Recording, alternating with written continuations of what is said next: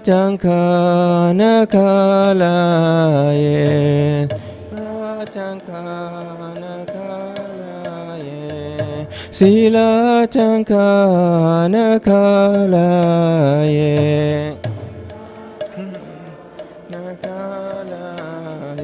Ito nirasingho parato nirasingho nirasingho parato nirasingho Ito nirasingho parato nirasingho nirasingho parato nirasingho Yato yato yamitato nirasingho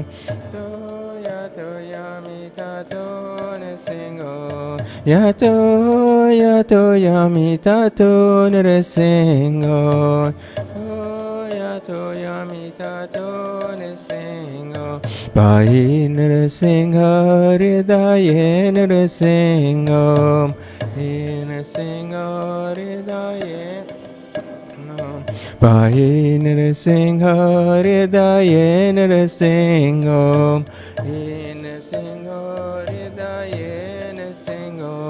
Narasingamadim sharanam prapadye Narasingamadim sharanam prapadye Narasingamadim sharanam prapadye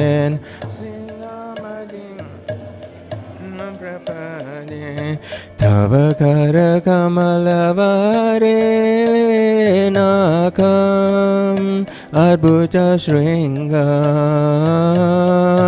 Dalita Hiranyakashipu Tanubringam Keshevadrita Narahari Rupam Jai Jagadisha Hare Jai Jagadisha Hare Jai Jagadisha Hare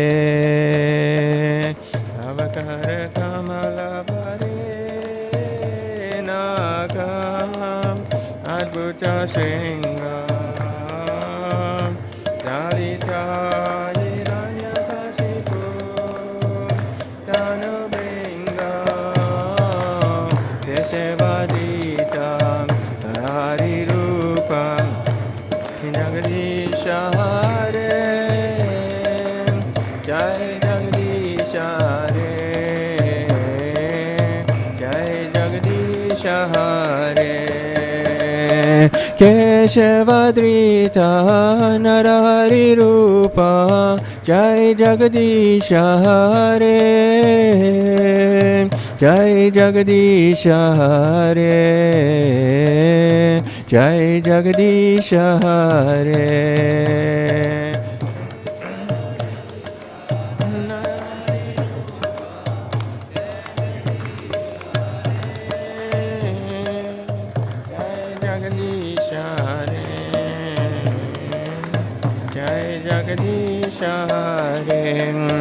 Jaya Narasimhadev, Jaya Narasimhadev, Narasimhadev, Jaya Narasimhadev,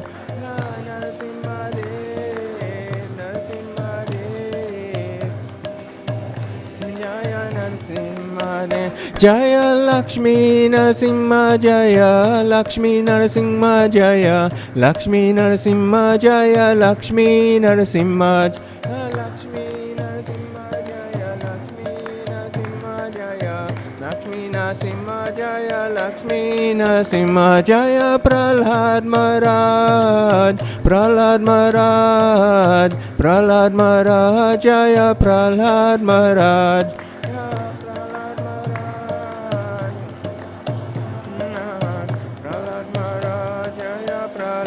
Maharaj Jaya Jaya Prabhupada Prabhupada Prabhupada Jaya Jaya Prabhupada Jaya Prabhupada Prabhupada Prabhupada Prabhupada Nitai Gaura Hari Bol Hari Bol Hari Bol Nitai Gaura Hari Bol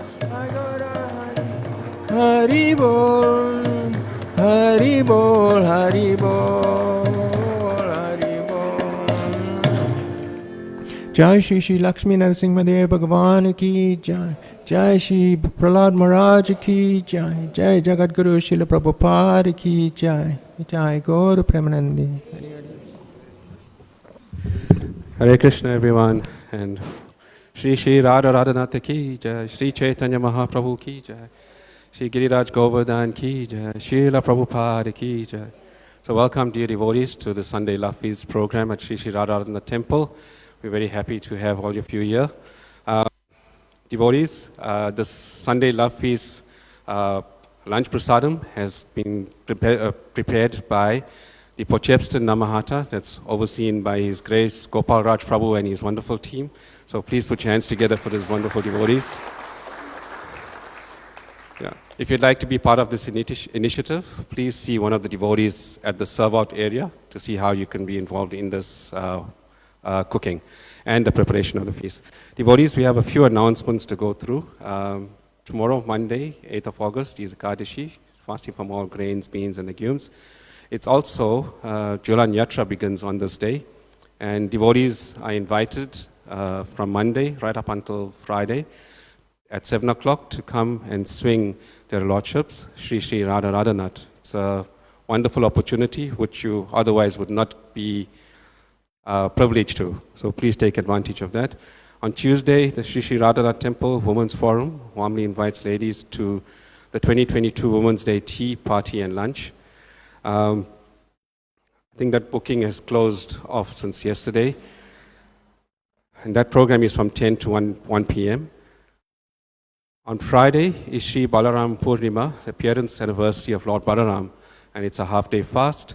There's a midday festival which begins at 11 a.m. with His Grace Swarup Damodar Prabhu, an evening festival at 5:30 p.m. with His Holiness Partha Sarati Das Goswami Maharaj.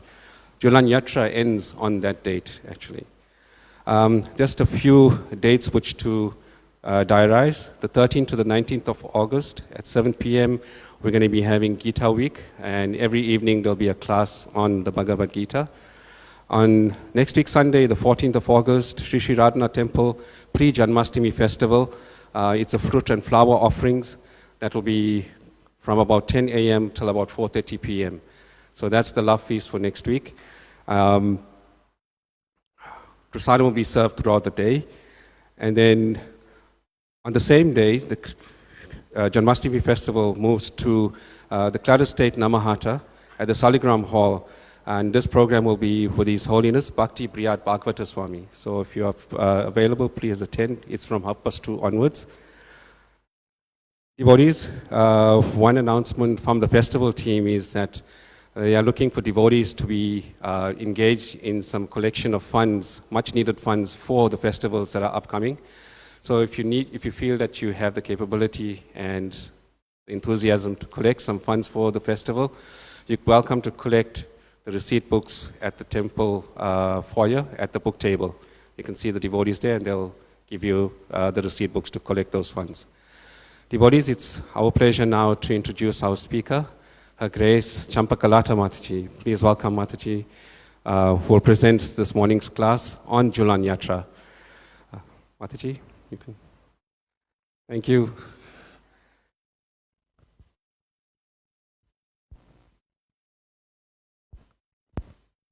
So Mishka will sing Jaya Radha Madhava, and Mataji will take over the class from there. Hare Krishna, Hare Krishna. Jai Radha Madhava Kunja Bihari Gopijana Vallabha Girivaradhari.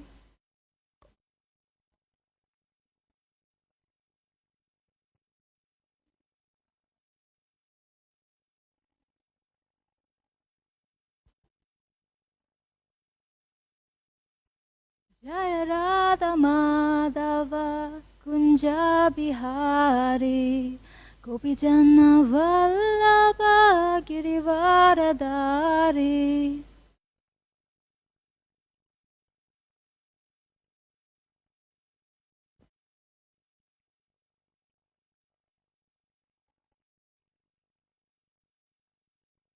Yashodanandana Brajavana Ranjana Yamuna Tiravanachari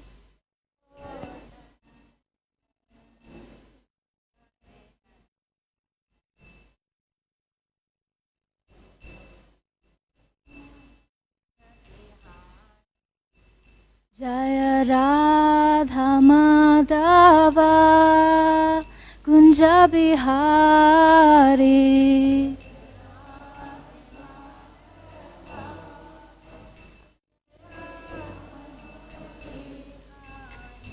Jaya Gopi Jana Vallabha Girivaradari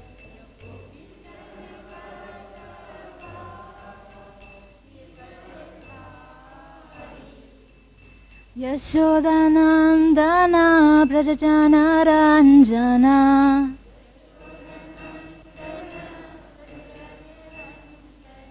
Yamuna Tira Pranachari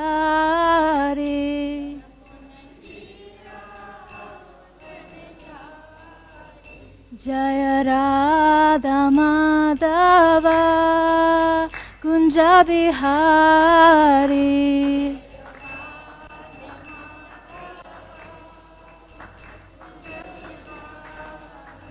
Jaya Gopi Jana Vallabha Girivaradari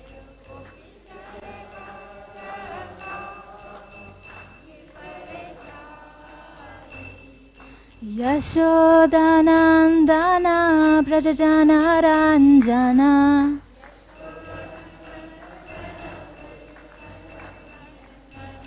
Yamuna Tira Pranachari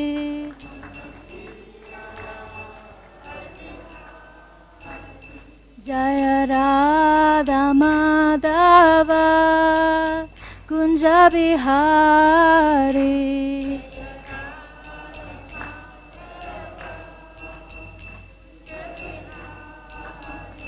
Jaya Gopi Jana Vallabha Girivaradari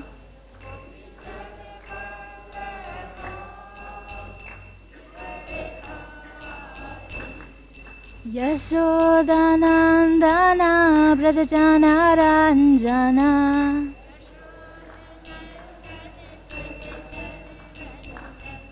Yamuna Tira Vanachari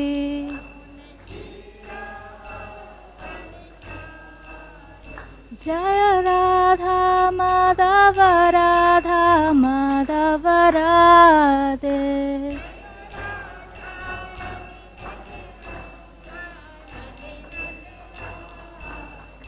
Jaya Radha Radhanath Radha Radhanath Radhe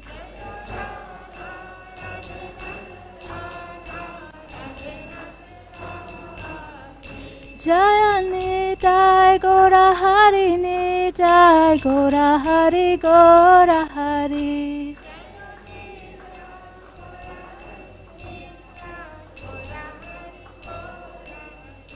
Jaya Prabhupada Prabhupada Prabhupada Jaya Prabhupada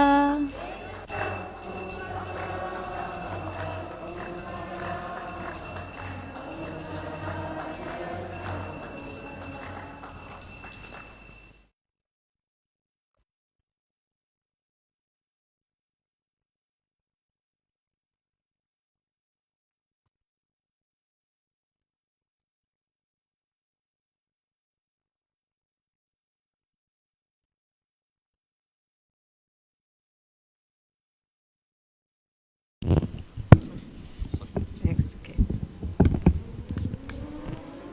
Yeah, thanks.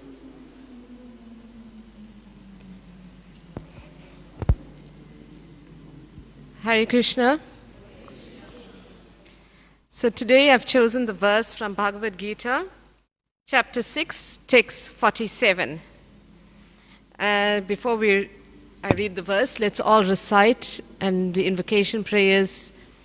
And please repeat after me. Om Namo Bhagavate Vasudevaya. Namo Bhagavate Vasudevaya. Om Namo Bhagavate Vasudevaya. Bhagavate Vasudevaya. Om Namo Bhagavate Vasudevaya.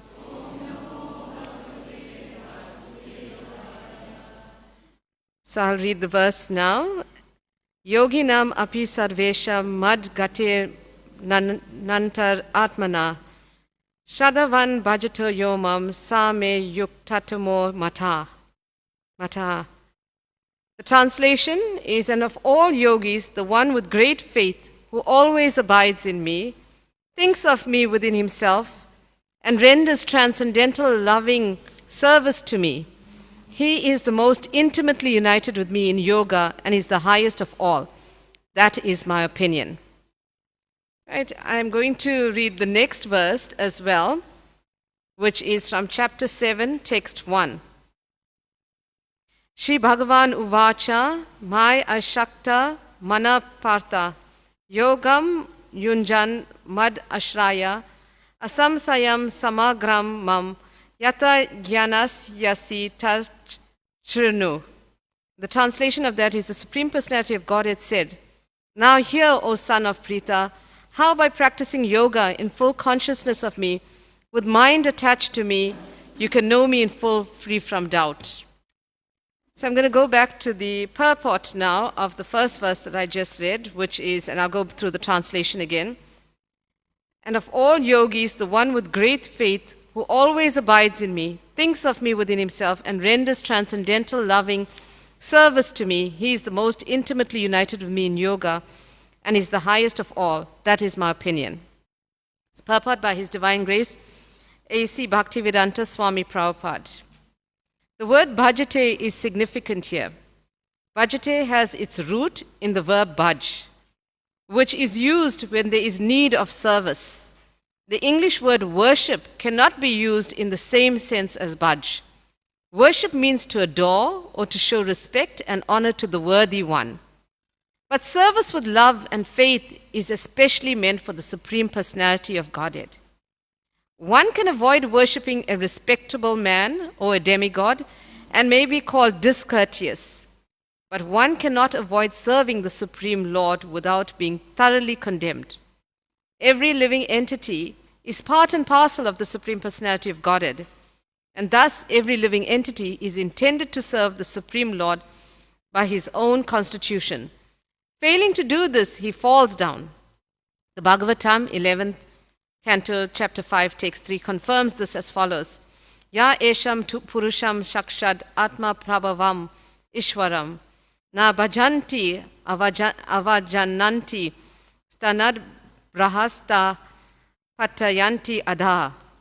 Anyone who does not render service and neglects his duty unto the primeval Lord, who is the source of all living entities, will certainly fall down from his constitutional position.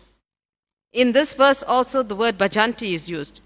Therefore, bhajanti is applicable to the Supreme Lord only, whereas the word worship can be applied to demigods or to other common living entities. It's quite a long purport, and there's a lot that I wanted to cover today, so I'm going to skip part of the purport and move to another relevant part pertaining to the discussion that's going to ensue. It is by great fortune that one comes to Krishna consciousness on the path of bhakti yoga, to become well situated according to the Vedic direction.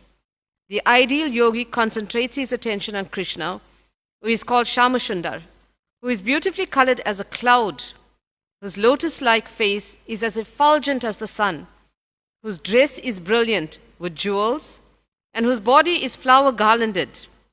Illuminating all sides is his gorgeous lustre, which is called the Brahmajyoti. He incarnates in different forms such as Rama, Nishinga, Varaha, and Krishna, the Supreme Personality of Godhead. And he descends like a human being as the son of Mother Yashoda, and he is known as Krishna, Govinda, and Vasudev. He is the perfect child, husband, friend, and master, and he is full with all opulences and transcendental qualities. If one remains fully conscious of these features of the Lord, he is called the highest yogi. The stage of perfection, of highest perfection in yoga, can be attained only by bhakti yoga, as is confirmed in all Vedic literatures. Yashya deva para bhaktir yata deva tata guru tasyata katita hi artha prakashante mahat manaha. Only unto those great souls who have implicit faith in both the Lord and the spiritual master are all the imports of Vedic knowledge automatically revealed. Bhaktir ashaya bhajanam tad iha mutro padi nairasya na mushmin mana kalpanam etad evan nais karyam. Bhakti means devotional service to the Lord which is free from desire for material profit, either in this life or in the next. Devoid of such inclinations, one should fully absorb the mind in the Supreme. That is the purpose of Nais Karmya. That's from Gopala Tapani Upanishad. Om Jnana Timirandasya Jnananjana Salakaya Chakshur Unminitam Yena Tasme Shri Gurave Namaha Shri Chaitanya Manobhistam Stapitam Yena Bhutale Swayam Rupam Kadamayam Dadati Swapadantikam Vandeham Shri Guru Shri Yuta Parakamalam Shri Gurun Vaishnavamscha Shri Rupam Sagrajatam Sahagana Raghunatam Vitam Tam Sajivam Sadvaitam Savadutam Parijana Sahitam Krishna Chaitanya Devam Shri Radha Krishna Padan Sahagana Lalita Shri Vishakhan Vitamscha. Hey Krishna Karuna Sindhu Dina Bandhu Jagatpate Gopesha Gopika Kanta Radha Kanta Namastate Tapta Kanchana Gaurangi Radhe Vrindavaneshwari Vrishabhanu Suta Devi Pranamami Haripriye Vancha Kalpatarubhyascha Kripa Sindhubhevacha Patitanam Pavanebhyo Vaishnavabhyo Namo Namaha. Shri Krishna Chaitanya Prabhu Nityananda Shri Advaita Gadadhar Shri Vasadi Gaura Bhaktavrinda. Please repeat or say along with me. Hare Krishna, Krishna Krishna, Hare Hare, Hare Rama, Rama Rama, Hare Hare. Hare Krishna, Krishna Krishna, Hare Hare, Hare Rama, Rama Rama, Hare Hare. Hare Krishna, Krishna Krishna, Hare Hare, Hare Rama, Rama Rama, Hare Hare. Namam Vishnupadaya Krishna Prastaya Bhutale Srimati Indradumna Swami Tinamine Nama Prabhupada Priyadas Jagannath Yatrananda Murtiye Bhakta Sukhaya Krishna Kirtanena Narasimhena Raksitaya Namo Namaha. Namam Vishnupadaya Krishna Prastaya Bhutale Srimati Bhaktivedanta Swami Tinamine Namaste Saraswati Devam Gauravani Pracharani Nirvishesha Sunyavari Paschatya Desatarine. So we have very little time before the arti starts, but I'm going to try and endeavor to discuss and bring us to the point of Jhulana yatra, which is the topic that I've been given to speak about. But I think before we even enter into the understanding or hearing the pastimes of the Transcendental Swing Festival, one first needs to understand the position of Krishna, the Supreme Personality of Godhead, and his greatest devotees, the gopis, of which the topmost of all of these gopis is Srimati Radharani. And before we even, like I said, delve into that pastime, we first need to understand our constitutional position as servants of Lord Krishna. And that is, and the process of bhakti yoga itself. So the verse that I selected and which we just read, and I'll just repeat the translation. And of all yogis, the one with great faith, who always abides in me, thinks of me within himself, and renders transcendental loving service to me. He is the most intimately united with me in yoga and is the highest of all. That is my opinion. So the process, Krishna is emphasizing here about engaging one's mind, being fixed in our mind in his service. And this is going to be pleasing to him. So it's a meditation of everything that we do should be revolving around thinking about how do we serve Krishna. And I think two significant points that from the purport, from the extracts of the purport that I just read, was Prabhupada explains very clearly that in this verse, the word bhajate is used. It's significant because there's a difference, and he explains that there's a difference between worship and service. And he says that even worship can be done for the demigods, for great personalities. You can worship important persons. However, in this context, and specifically with regards to the Supreme Personality of Godhead, it is not just worship. It is beyond worship that Krishna is requiring from us. And what attracts us to him is going to be service. So service is something that is not mechanical. Worship can be mechanical. You have to do something, you have to perform your daily worship. But what changes that mood of worship to service is the love that goes into being imbued into what you're doing as opposed to doing it mechanically. Earlier when you had darshan of the deities, and like we know now the curtains are closed and the offering is going on. The Lord is having his lunch night now. So just like, and the Lord being a person, the supreme person. So we all have our daily routine. We have our breakfast, we have our lunch, we have our dinner, and someone is cooking it for us. So at times, it is not ideal to buy out. And I'm talking about non-devotees, persons who haven't taken to the path of Krishna consciousness, just to think of and reflect of one's own life. It becomes more pleasurable when you eat home-cooked food. When someone has taken that time, chosen the menu, selected the ingredients, planned consciously, I'm going, what am I serving my family for dinner tonight? Even if you're not a devotee. Just those simple acts of preparing dinner require some form of meditation. It's not taking something out from the freezer, a pre-cooked meal bought from Woolworths, just pop it into I know we all have rushed lives, but some people may just, it's like, convenience food. So we try to evolve from that stage to the stage of consciousness, of the preparation itself, whatever acts we perform. It's that meditation. When you prepare dinner for your loved ones, and particularly for those of you who are married right now and may have gone through that courting stage beforehand, etc., you would know all these little acts are acts of love. Everything is a labor of love. Preparing dinner, however simple it is, but because it was done with that meditation, I want to prepare something nice, something delectable. And the person that's going to have it is going to say, wow, this is so delicious. And recognizes and appreciates the time, the energy, the mood that it was cooked in. But beyond that is meditating that how am I going to please the Lord whose dinner I'm preparing? Or like what is transpiring right now, the lunch that is being offered.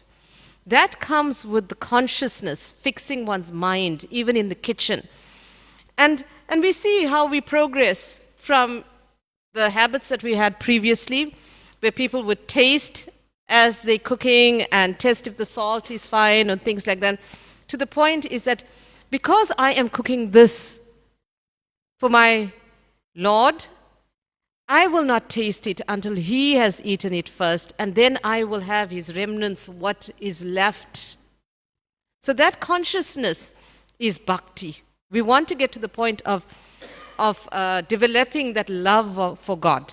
It's not mechanical worship, but it is devotional service. And that is what Prabhupada is saying here about bhajate, that it is loving devotional service. But what is also significant is that this mind of us, we all know that our minds are so flickering that we can't concentrate on one thing. It's racing 100 different ways, and I've got this to do and I've got that to do. But this, and even again in the next verse, which is the one, chapter 7, text 1, the Supreme Personality of Godhead said, "Now hear, O son of Pritha, how practicing yoga in full consciousness of me, with mind attached to me, you can know me in full, free from doubt."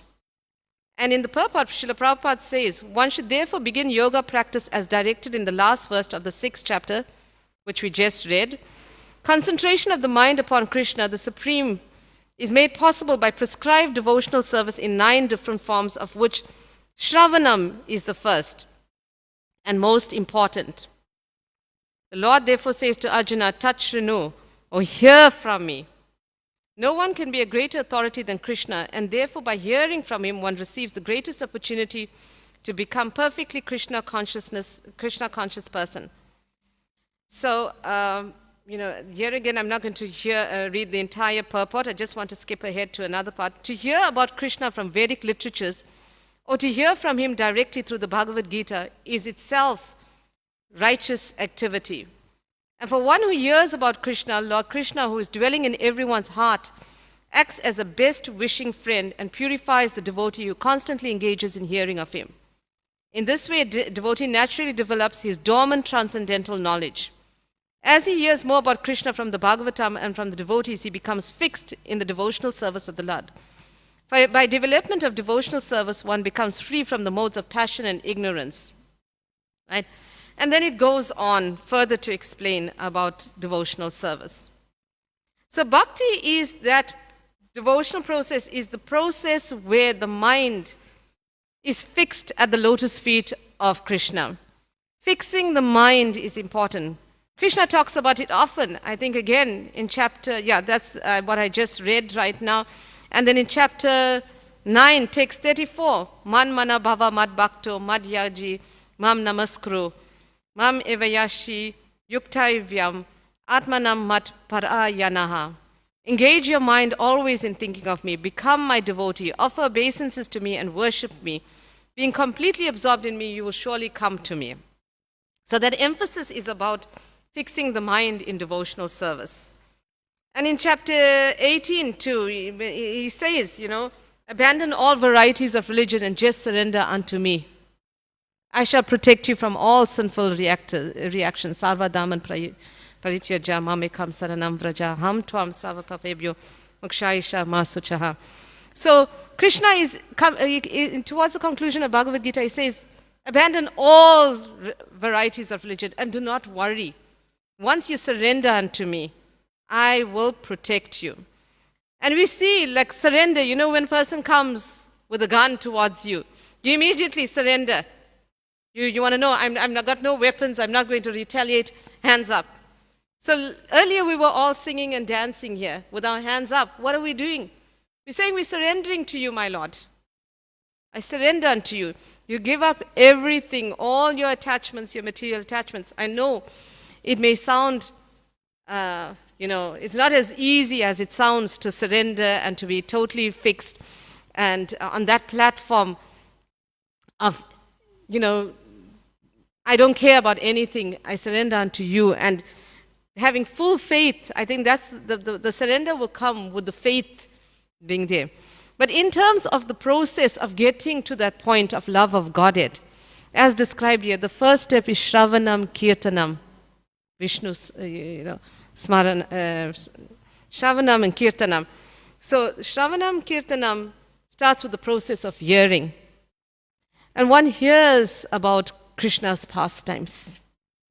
And from hearing about his pastimes, meditating on him, we fix our consciousness in that way. Hearing is one thing. Our chanting, Kirtanam, we glorifying Krishna. We're chanting the Hare Krishna Maha Mantra. That has been so mercifully given to us by Chaitanya Mahaprabhu himself. Lord Krishna himself in the form of Chaitanya Mahaprabhu came to make this process of developing love of Godhead as simple as possible in this age of quarrel and hypocrisy that we live in, which is also known as Kali Yuga, the Iron Age. So in different ages, there were different modes of worshipping Krishna. But here in this age, the development of bhakti, devotional service, emanates from you constantly praying to Krishna. And that prayer is, of course, a plea to engage me in your service. So by constantly reciting that, chanting it, and hearing about the Lord's pastimes, Krishna being so merciful, it's like a child nagging, Daddy, I want this, Daddy, I want this, Daddy, I want this. Eventually, the father relents and gives the child whatever the child wants. So if you keep on pleading to Krishna, I want to serve you, I want to serve you, I want to develop love for you, in that way, Krishna is going to create those opportunities for you. He's going to reciprocate with you. And he says as well, as one surrenders unto me, I reward you accordingly. So that is there. He rewards you accordingly. It's there in Bhagavad Gita, right? Chapter 4. Reward you accordingly. So to that degree of surrender, Krishna reciprocates with you. But in approaching Krishna, he shouldn't be our order supplier. You shouldn't be approaching him in the mood that I want this, I want that, daddy, I want this, daddy, I want that kind of mood. It should be, I want to be engaged in your devotional service. So we need to firstly renounce ourselves of all our material desires. And those, because remember, us as we are spirit souls. The soul exists within this body. The spirit soul is spiritual in nature. Because it is spiritual in nature, there are three eternal facts, right? Three eternal facts I'll speak about right now. The one is us as living entities, being spiritual souls. The spiritual soul, just like Krishna, Sachid Ananda Vigraha, is eternal, full of knowledge and full of bliss. The material world that we live in is temporary in nature. It is not eternal. It is not a place full of knowledge, rather it's a place of ignorance. You know, we say we want to transcend from the mode of ignorance.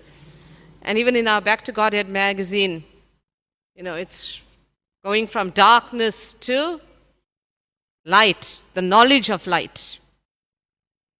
The light of knowledge, rather, is shining through with our scriptures, with all these pastimes of Krishna. He's made Srila Vyasadeva, the knowledge has passed down through our spiritual Guru Parampara. Srila Prabhupada has so mercifully given us all this literature in the medium of the English language, which is understandable to us. He's written voluminous purports to explain it to us simply. All we need to do is have that desire to turn towards Krishna. So, the first eternal truth is that we as living entities, as spirit souls, are eternal. And our constitutional position is to serve Krishna. So we will only be satisfied, that soul within you is only going to be joyous and satisfied if it is reconnected with the object of its senses. So as living entities, we are always trying to enjoy. And it is that degree of independence that was given to us by the Supreme Lord. Some of us could choose to remain in service to Him and in the spiritual world. Those of us that used that tiny bit of independence that we were given chose to enjoy separately from Him.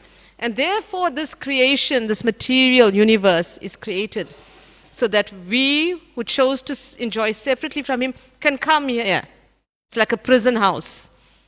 You have defaulted, you go down to the prison. And then there is reformatory processes in the prison.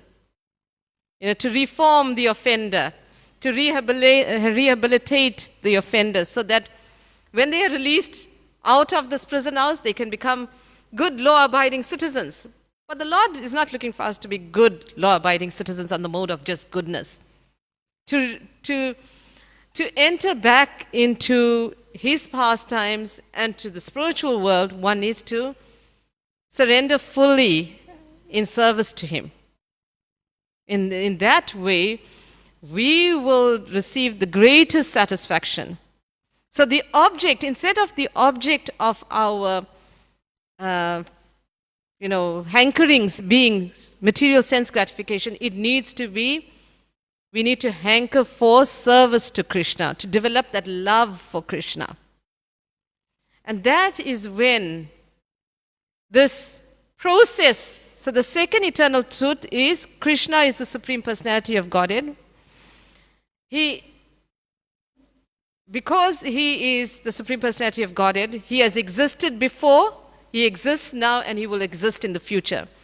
As a spirit souls, we are also eternal in nature, but we are down here in the material world and we aspire to go back and reconnect with the Supreme Personality of Godhead. As part and parcels of Him, we can only be satisfied when the part is connected back to the whole again. So all other endeavors in our life are going to end in frustration, in unhappiness. Everything is temporary. One day you are happy, there's the dualities of material nature, the next day you are sad. And there's things that are beyond our control. Right?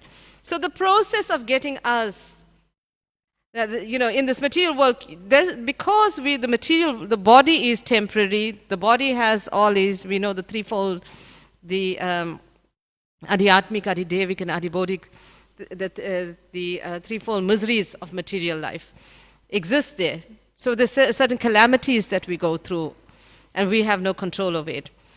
But it is not conducive for the soul, this material body. It needs to be back in its original state, connected to Krishna.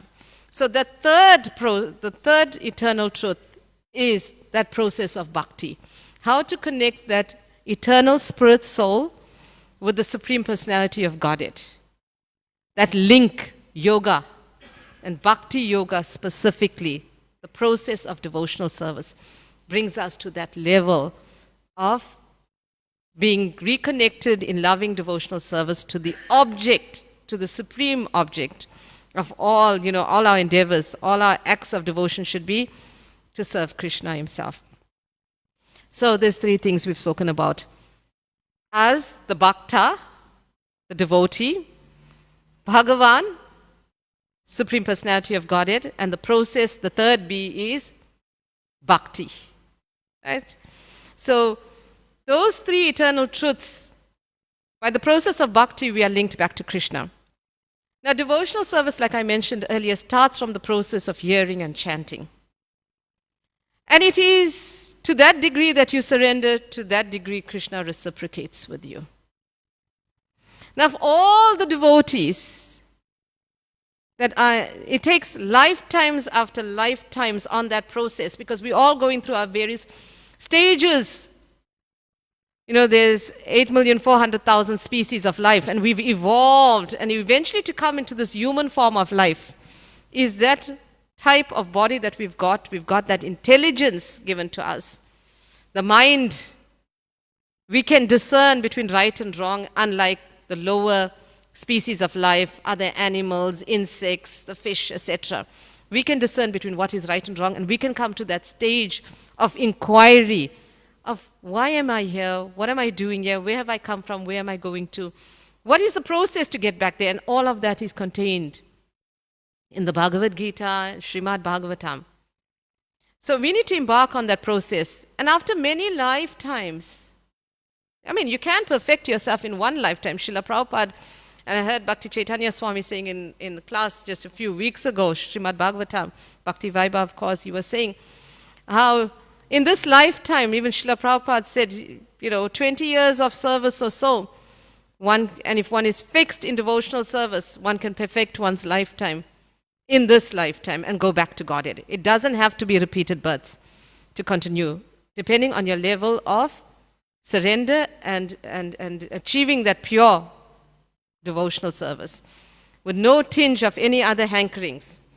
So we find that in the spiritual world, those greatest devotees of Krishna, those are his that are there engaging in different transcendental pastimes with him.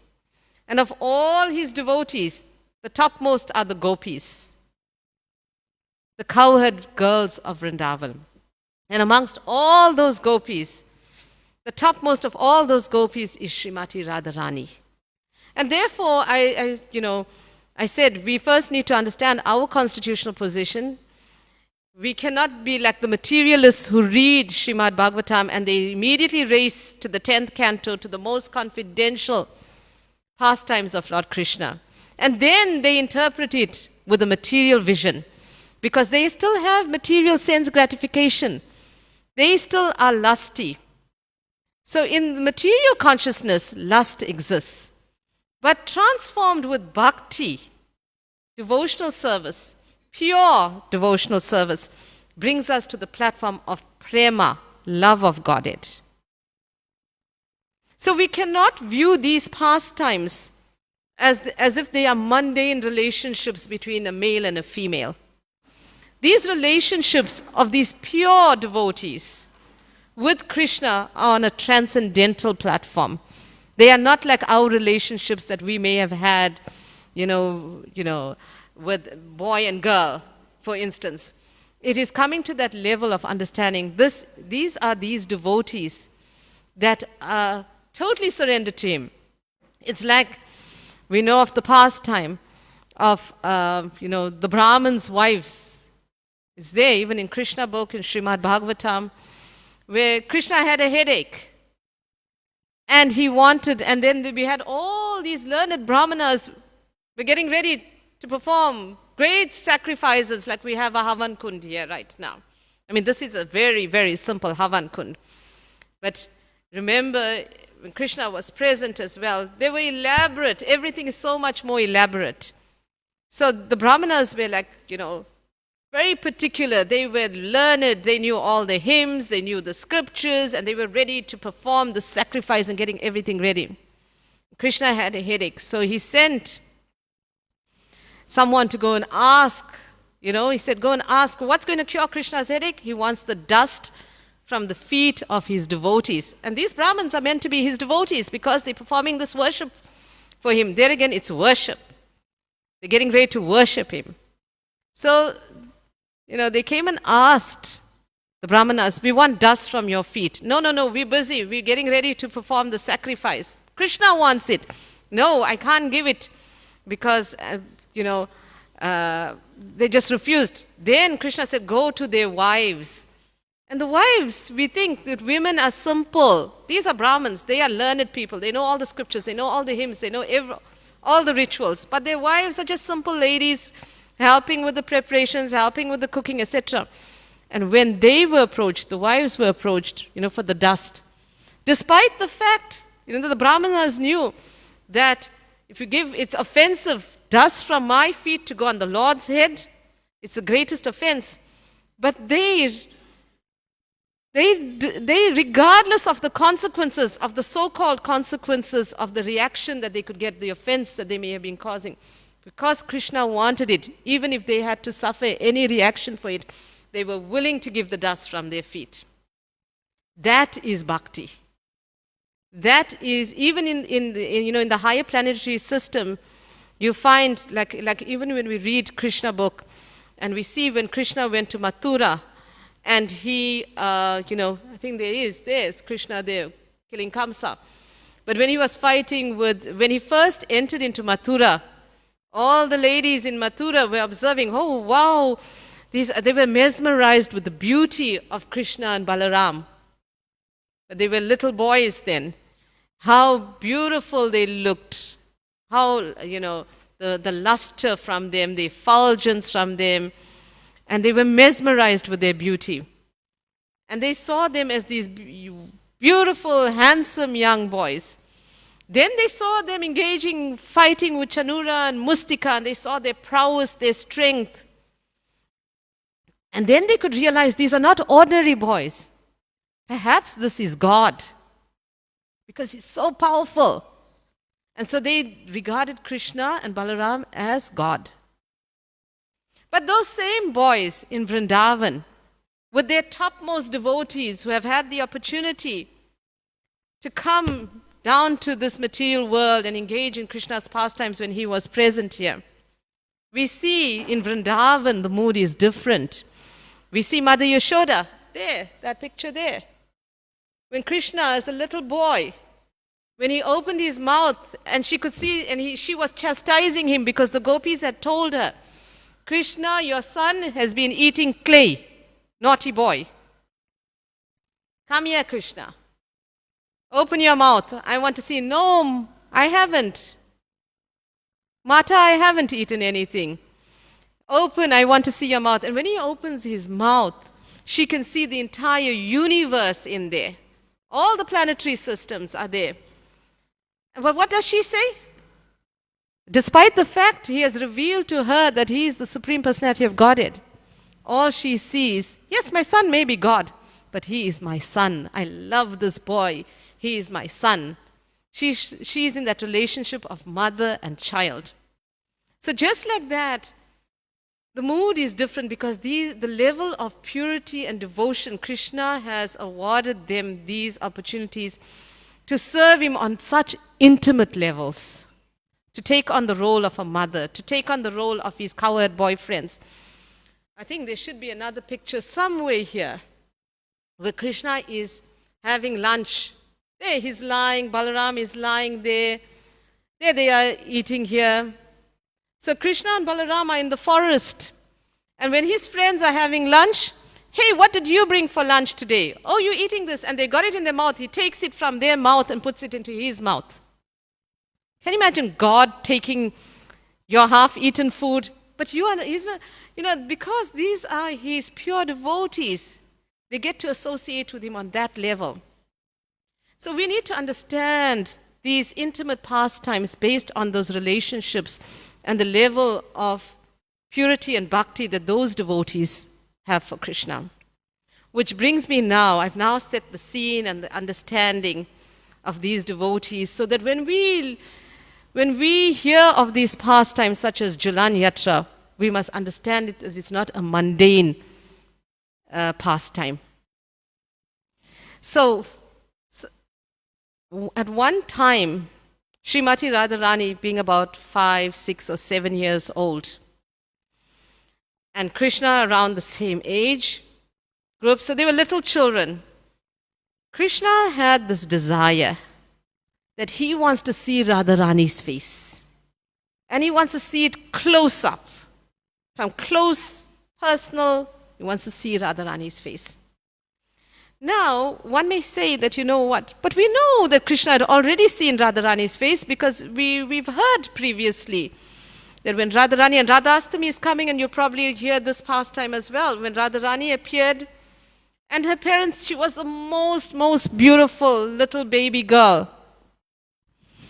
But she never opened her eyes. So Vrishabhanu and Kirtida were wondering, why is Radharani not opening her eyes? And Radharani was only intending to open her eyes because she doesn't want to see anything other than her Krishna.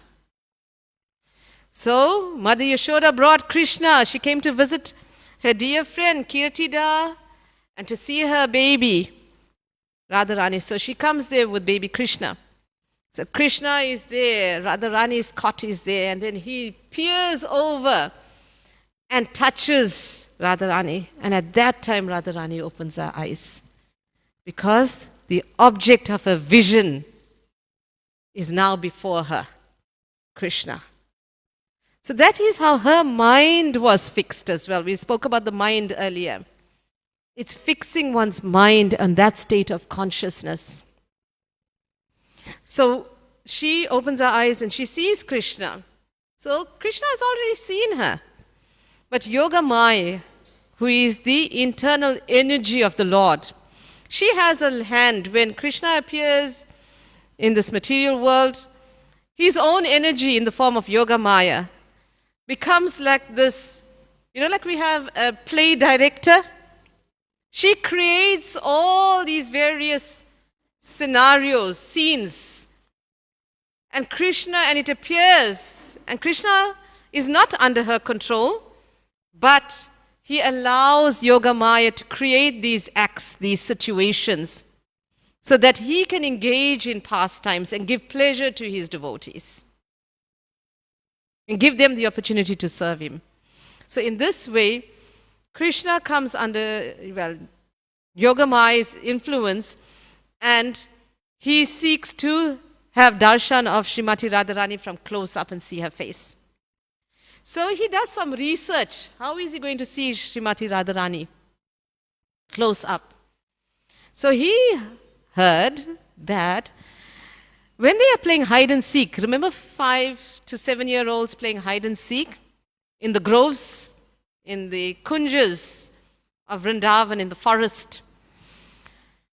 And hide and seek, think back when you were a little child, everyone, there's one person that everyone goes to hide and one person is going to seek. And then they start counting down, whether it's from 10 to 1 or 100 to 1, and give you enough time to go and hide. So all these gopis and the manjaris were playing in these groves.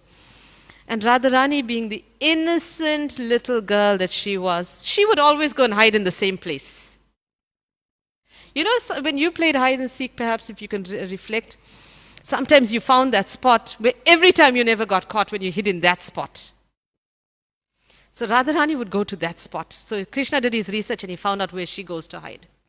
So when they were playing on this one particular day, and the seeker was counting down, Krishna decided, I will go and hide in that kunj.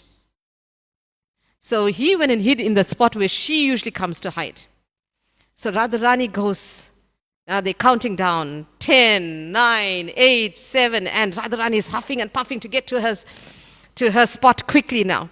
She gets in there huffing and puffing, and then she goes in there and it's dark, and she can't see anything. And think of when you get into a dark room first, your eyes need to adjust.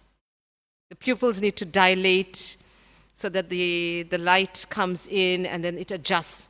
So initially it was so dark she couldn't see anything. Then she suddenly sees two big eyes, lotus-shaped big eyes. And remember, Krishna is blackish in complexion, like a monsoon cloud, blackish blue. So she could only see his eyes there. And then she gets shocked. And Krishna, at that point, he's having full darshan of her face. And he gets overwhelmed by her beauty. And he faints. Now Radharani is seeing Krishna. She recognized this is Krishna now. And Krishna has fainted. Now can you imagine Krishna meaning the all-attractive? He is the all-attractive personality of Godhead. And he has fainted by just seeing the beauty of Srimati Radharani. The source of all beauty faints at seeing her beauty. How beautiful is Srimati Radharani? It is described.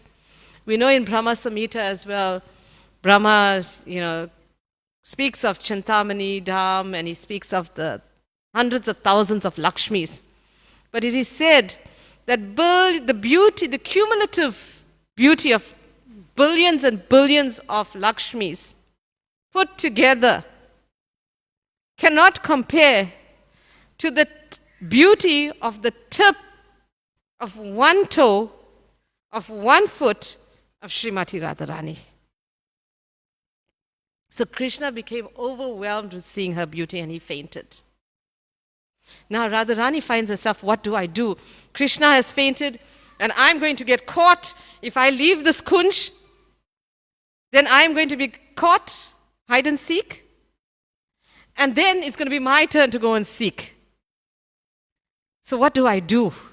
But at the same time, if I don't leave here, and if they come here, then Krishna and myself being here is going to be an embarrassing situation.